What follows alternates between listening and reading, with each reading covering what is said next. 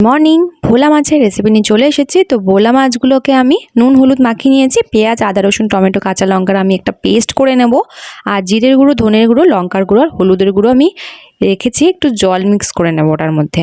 তো আমি প্রথমে সর্ষের তেলের মধ্যে মাছটাকে ভেজে নিলাম, ভেজে তুলে নিলাম। তেলের মধ্যে কালো জিরে আর পেঁয়াজটাকে আমি দিয়ে পেঁয়াজগুলোকে আমি লাল লাল করে প্রথমে ভেজে নেব। আর যে টমেটো, কাঁচা লঙ্কার পেস্টটা করে রেখেছিলাম আদা রসুনের, সেটা আমি এর মধ্যে ঢেলে দিয়ে ভালো করে নাড়াচাড়া করে নেব। একটু ভালো করে কষে গেলে যে জিরের গুঁড়ো, ধনের গুঁড়ো আমি যে জল দিয়ে গুলে রেখেছিলাম সেটাও দিয়ে দেব। তারপরে একটু নাড়াচাড়া করার পর ভালো করে কষিয়ে নিয়ে কষাটা হয়ে গেলে তার মধ্যে আমি জল দিয়ে দেব। তো 1 চামচ নুন দিয়ে দিলাম। এবার এটাকে ফুটতে দেব।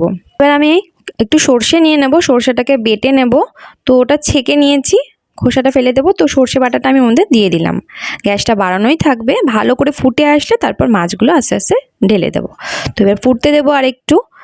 ফুটে আসলে একদম 5-7 মিনিটের মধ্যেই আমার মাছটা কিন্তু একদম রেডি। তো ধনেপাতা কুচিও উপর থেকে ছড়িয়ে দেবো।